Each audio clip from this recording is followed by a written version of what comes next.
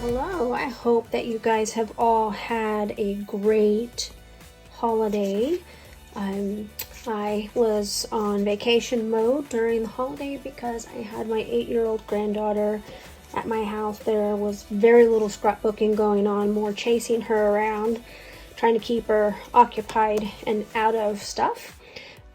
We did sit down a few times at my scrapbook table. I put up a table for her, which I am actually scrapbooking on right now. And I scrapbooked a little bit while she was here, and she made some tags and some ornaments and just all in all made a pretty good sized mess in my space, which is fine.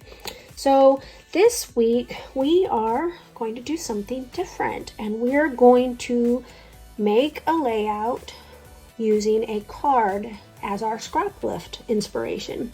This lovely Halloween card was done by Amy at Amy with Love, I believe her channel name is. I will have all of the links below in my description, so make sure you check that out, as well as the collaborative playlist that will follow in my description, so that you can see what the rest of us do and what we decide to do for this inspiration. This is a little bit ambitious, I think, but it's a really pretty card. And when I first looked at it, the very first thing I said, this is Vicki Boutin, totally Vicki Boutin. So I pulled out my Sweet Rush collection and pulled out some pieces for it, and I think that's what I'm going to come up with. The very first thing I pulled was this Vicki Boutin mixed media, ready to use mixed media paper pad. I've had this in my stash for a little bit, and I actually think I have used this piece before, but this really reminded me of her card front. And yes, I absolutely could do this myself, but why when I've got this already done background for me and it's really pretty? So I think that we should just get started here. First off, I want to apologize for the ring light in my opening segment of my video. It is brand new to me. I got it for Christmas, and this is the first time that I'm using it, and it was a little bit of struggle with all the glare on the glossy things like the photo and the cover to my mixed media paper pad. But first off, I'm going to go ahead and I'm going to fussy cut 3 flowers from this floral pattern paper from Sweet Rush. I'm going to fussy cut a large one, and then I'm going to fussy cut 2 smaller ones. I'm also going to flip it over and use the back of this pattern paper to mat my photo with a small mat, and then I'm going to use the sunrise pattern paper to do a little bit larger mat. In the end, I really like how this matting comes out. It is just what I had envisioned, and I really like how it makes the photo pop just a little bit. So about this photo, this is my daughter-in-law, Logan. She was taking some selfies, and I pulled one from Facebook that she shared. I don't think she realizes that I did that, but I did.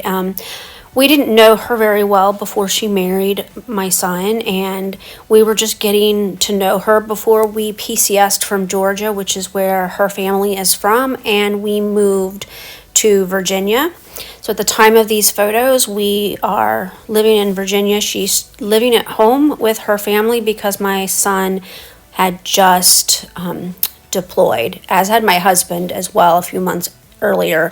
You'll see some photos coming up soon in my scrapbooking where my son, who is a Marine, and my husband, who is in the Army, meet up together on their deployment. It was kind of cool that they got together and ended up in the same place for a couple of days and took some photos and sent home.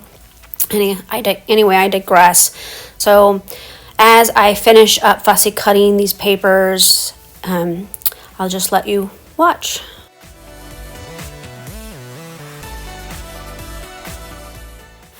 At the beginning, I showed you a frame from Simple Stories that I'm going to use in my layout. Now, the inspiration card had a beautiful pop out window, and I wanted to take that element and put it into my page as well. I did not want to make an interactive piece, although you could definitely do that. What I wanted to do was use it to pop up my photo and the mats from it so that it lifted and provided a little bit of texture to my layout. Now, it doesn't match very well with my papers in the beginning, but I'm hiding the little cutesy elements from this frame underneath my photo, and so all you end up seeing are the edges of my frame.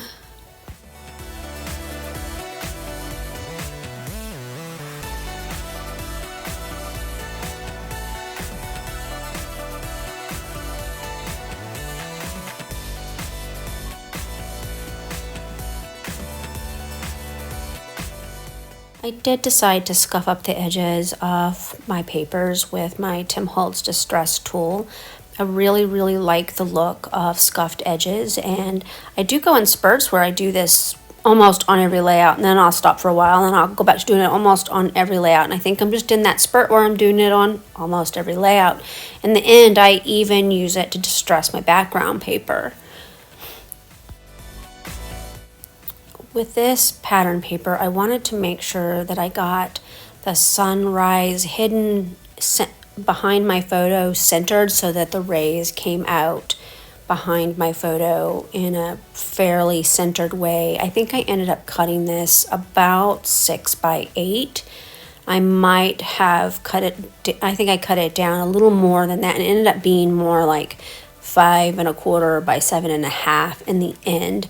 But I just wanted to give you an idea of how I mat photos. I eyeball it. I don't measure anything. That's too tedious for me. Makes me crazy. So I just eyeball everything, and it just has to do.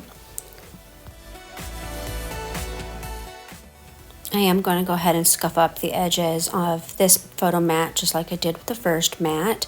I thought about using some ink around the edges too, but in the end I like the bare fibers sticking out on this photo mat, and so I just decided not to do any inking.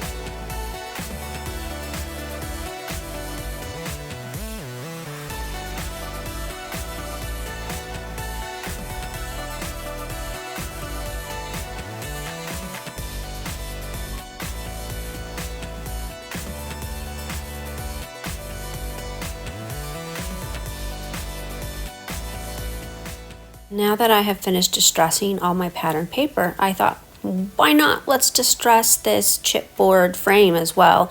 I only distressed the outside edge of the frame, and I didn't try to go around the pumpkin elements on it because those are going to be covered. And normally I would have used an emery board to do a chipboard frame, but I didn't even think about it, and I just grabbed the Tim Holtz Distress tool and I used it, and it worked fine. Normally I would just not do that because I'd be afraid of messing up my Tim Holtz tool. So I'm going to use the orange little tag frame here for my journaling spot in this layout. I am one of those weirdos who must journal on every page. And I don't consider a page complete until I have journaling. Now, sometimes my journaling only has name and a date, and that's enough if you can see what we're doing in the photos. It doesn't need a whole lot of journaling for that. So I'm going to start messing with the ephemera pieces that I chose to play with here, and I'm going to start with getting the flowers on the layout around the frame where I want them to go. I pulled some acetate title pieces from a hip kit club. I'm not real good at using acetate. I don't like that it's hard to glue down. I'm always afraid that the glue will show. I know my glue dries clear because I can read, but I'm always afraid it's going to show anyway. I'm choosing a couple of stickers from this sticker pack. I chose 2 small flowers, and I think that's all I chose from this sticker sheet. I also chose some phrase stickers from the sticker book. I'm pretty sure that I bought the Sweet Rush collection through a Peachy Cheap deal last year, and it confuses me why I don't actually have any ephemera from this collection. I could have sworn that I had ephemera from this collection, but apparently I did not. So I mentioned that I don't have any of the Sweet Rush ephemera, and I end up using some Color Study ephemera and sticker pieces because that's what I have in my stash. And my goal this year is to use up a little bit more of my stash than I did last year and not add to it as much as I did last year. I'm not going to do a spending freeze per se, more of a spending slow down. My goal is for the first quarter of 2023 to only purchase glue and cardstock or things that I'm out of that I need. I don't even know that I will need to buy glue or cardstock in the first quarter because I stocked up on that during some sales and I actually have plenty. So I may just have to behave this month and for the remainder of the quarter. So now you're just watching me decide where I want to stick everything down as I glue it. I really like how I'm able to pop up these flowers without using fun foam like I did on the back of my photo. I did that on the back of the photo to make the photo level. It probably would have been okay, but I just wanted to put it back there just in case it slanted a little bit and as I was gluing things down, and I'm glad that I did because it gave me a place to tuck things. I'm going to also put these phrase stickers on some foam tape and stick them on these flowers. And I really wish that I had zoomed out a little bit more on this so that you could see all of it. I was trying to avoid you seeing my feet because the way this new light ring sets up, you either have to be really, really close or you see stuff that you don't really want to see. It's kind of weird. I guess I'll figure it out as I learn how to use the ring light.